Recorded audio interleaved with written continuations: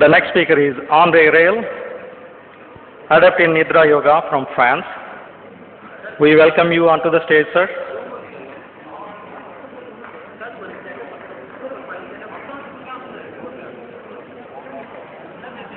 Maya Tiwari, the spiritual leader from United States.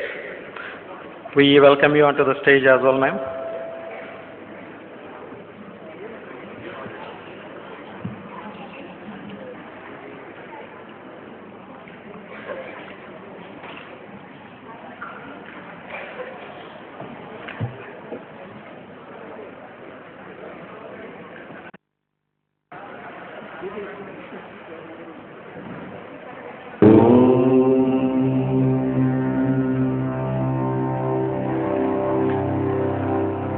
We now welcome Yogi Protoplasm, head of Yogi RAMA TAPOVANAM and Rishi Marga Mission, to speak on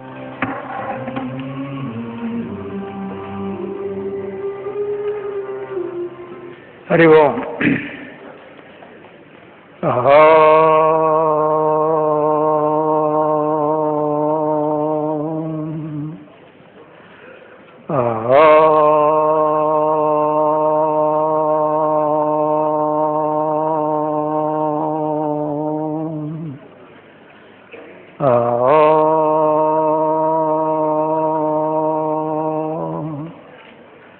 Guru Brahma, Guru Vishnu, Guru Devo Maheswara, Guru Sakshat Parabrahma, Shri Gurave Namaha. Now this Guru Stotra is repeated in almost every Hindu ashram. There are thousands of ashrams in India. Everywhere they repeat this Guru Stotra in the beginning. You see what it is saying: Guru Brahma, Guru Vishnu, Guru Deva, Mahadeva, Guru Sakshat Parabrahma, it says. Sakshat Parabrahma. Well, this is the great discovery of the Upanishad Rishis. Ages ago, the Upanishad Rishis raised these questions as to what life is and what is the purpose of life, what is the diversity we see. Now you see enormous amount of diversity. Where is it from? Who created all this? And for what purpose? Where is it actually? Such fundamental questions they raised. And they also questioned about this I am. Everybody says I am, I am. Now we are talking about unity in diversity. You see this? This I am demonstrates unity in diversity. It is already there. Both unity and diversity. Everybody says I am, all over the world. And yet, there is so much of diversity. Now this was the puzzling problem. Now they did tapas, it seems. Tapas means it is defined as concentrating the energies of the indriyas and the mind. They did that. It is something like modern scientific research. But instead of going outside, they tried to find out who this I am is. And they claim that they have solved the problem. All the questions, fundamental questions they have raised, including this last question, what this I am is, where this is I am, and why is this I am being repeated by all people, what is its true nature, and so on. Now in the Upanishads, in the Brihadaranyaka Upanishad, for example, they always talk about this. Yajnavalkya raises this question. How to know the knower? That is the question. And they found a unique truth, a unifying principle. And they called it Satchidananda Parabrahman. This is not a name. It is just descriptive terms: existence, awareness, and bliss. It seems these are the characteristics of that invisible, infinite being which they have discovered. And they also say that this infinite being is infinite love, infinite power, infinite knowledge, everything infinite about it. And it is everywhere. When I say everywhere, it must be here also, now, with you. And yet, people are unable to recognize this. They still question. This question has been asked ages ago, but even now this question is asked. Now very recently, in 20th century, in Madurai, this happened actually. A 16-year-old boy, he was a high school student, and suddenly he felt that he was going to die. And instead of going to a doctor or an elderly person, he simply wanted to make an experiment. He lay down, closed his eyes, held his breath, and said, well, this body has become a corpse. It will be now taken to the burial ground and burnt. All this he visualized mentally, but then he saw the body, his own body, being burnt to ashes. And then something happened.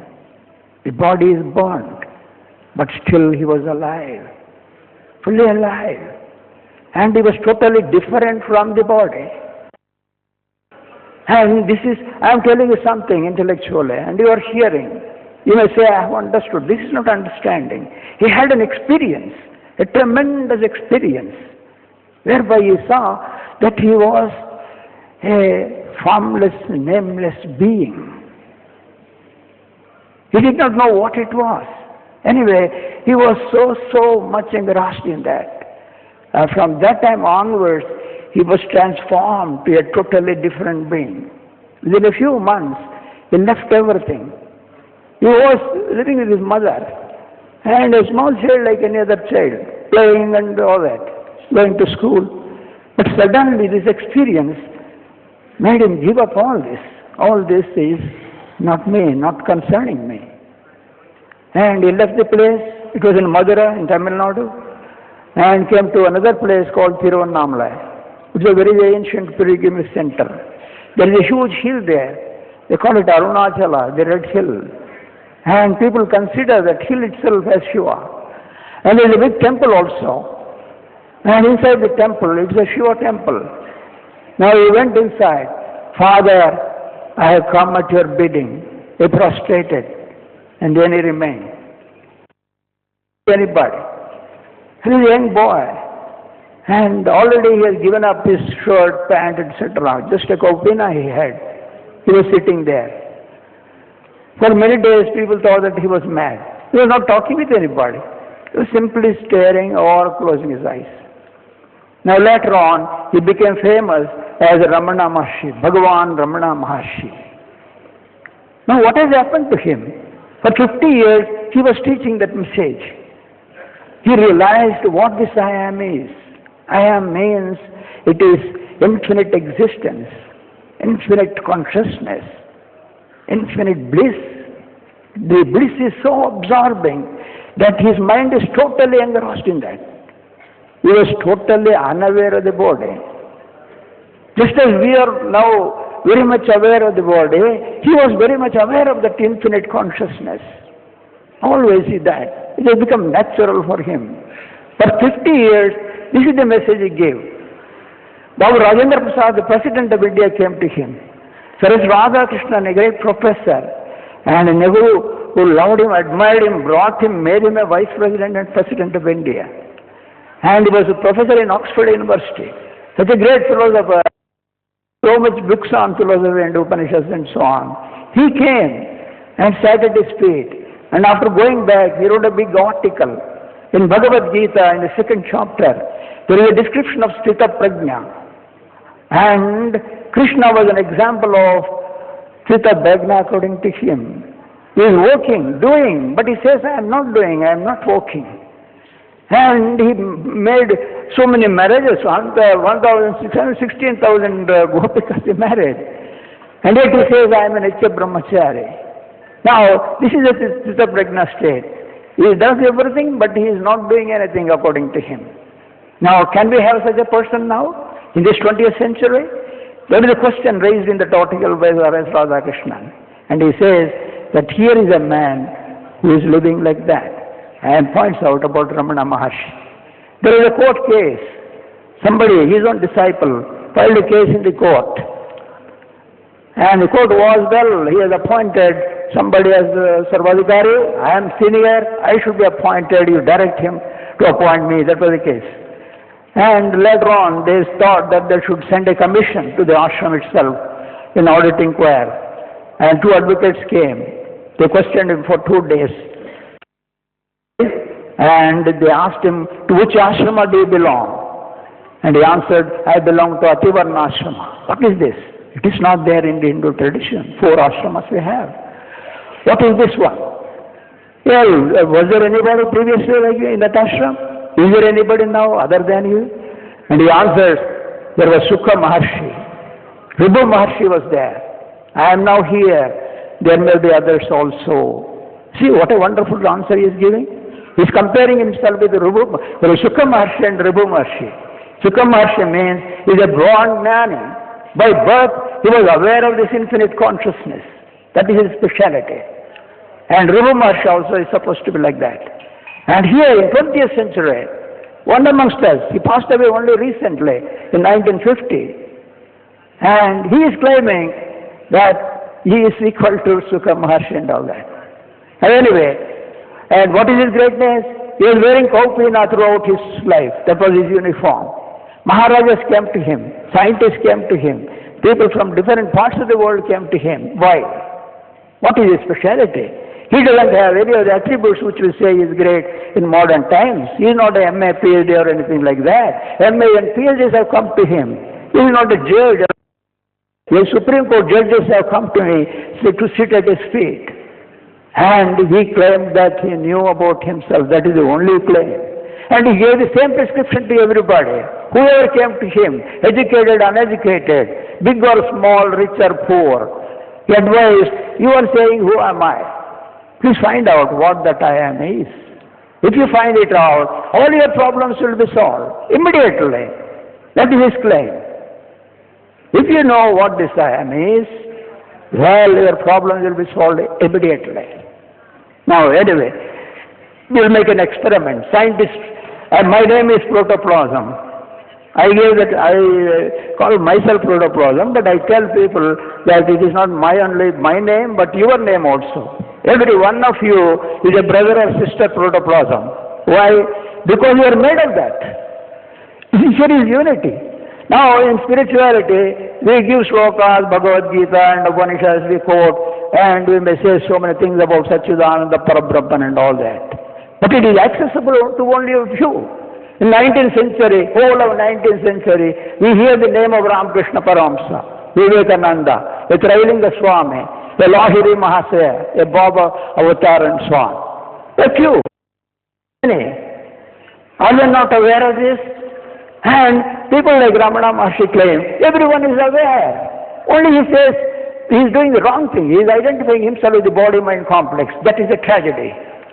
And if he can get out of that particular blunder and can really identify himself with the Chaitanya Shakti, there is an intelligent power that is running in your body. Who is digesting your food? Are you going and digesting? And who is transforming this food to energy and then later on the raw material used for making the skin, muscle, bone, etc.? Can anybody do that? Even now, scientists cannot do that. And this wonderful Chaitanya Shakti in the plant is manufacturing glucose. It combines carbon dioxide and water, and glucose molecule is prepared, which is the basis of the entire food problem in the world. Nobody can synthesize glucose. And glucose is simplest carbohydrate. If it is transformed, you get all other starches and so on and so forth. All the food materials, carbohydrates I mean, or multiples of glucose molecules. But then you can't prepare it. No scientist is able to prepare it.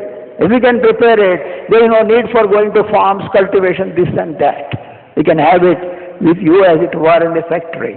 But that's not happening. Who is doing it? And scientists have discovered many interesting things. They have actually demonstrated. They are demonstrating and showing, pointing out that there is a unity behind the diversity. The protoplasm is that. Now the description of the protoplasm they give, you see, it is very funny. It is very much like the Brahman's description in the Upanishads. Protoplasm is one, but it is in the many.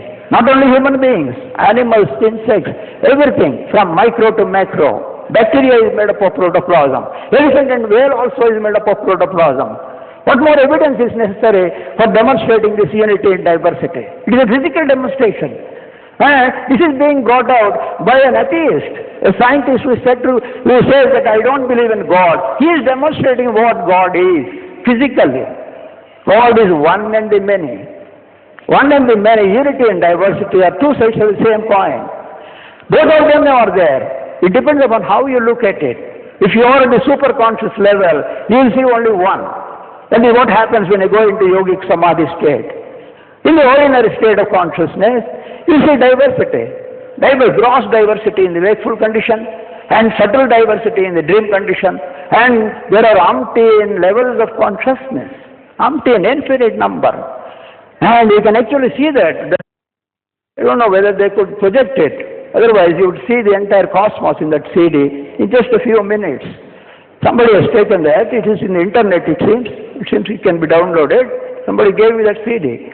Now there he shows it. Anyway, now the time is getting right. In 5 minutes, we will make an experiment. Scientists make an experiment, thought experiment they call it. Now there was a fellow who reared a cow. And the cow was giving milk. He was selling it, and that was his livelihood. But later on, of some years, he gave up all this worldly life and joined an ashram, and the guru there gave him a mantra. He said, you must do japa of this mantra for thousands of times. Whenever he sat for japa, this cow was coming into his mind. He liked this cow so much because it depends on that for his livelihood.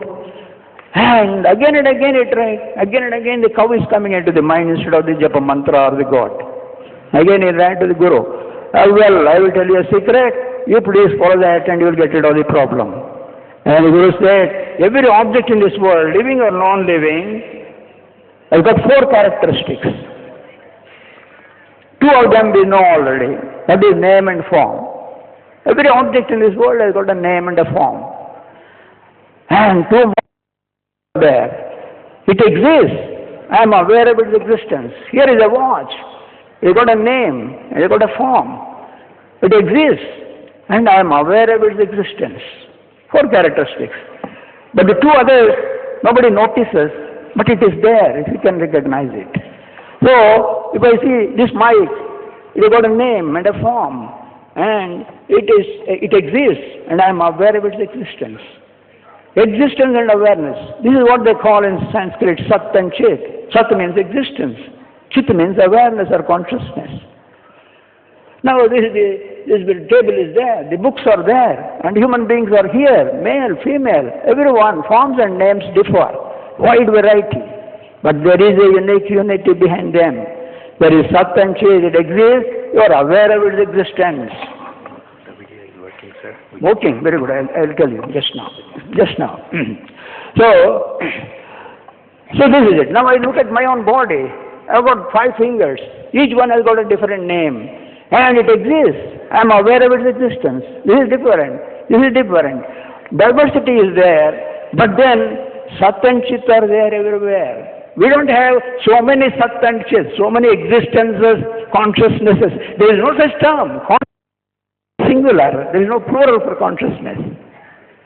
And now I examine all the parts in the body. Everywhere we find Sat and Chit. It exists. I am aware of its existence. And inside also there are organs, kidneys, heart, brain, etc. They exist and we are aware of their existence. And now I go into the mind. So many thoughts are coming, good, bad, neutral. And each one has got a name and a form. Your friend comes into your mind. You say, my friend appeared in my mind. How do you know? His form and name is there. And now we come at the last to the I am.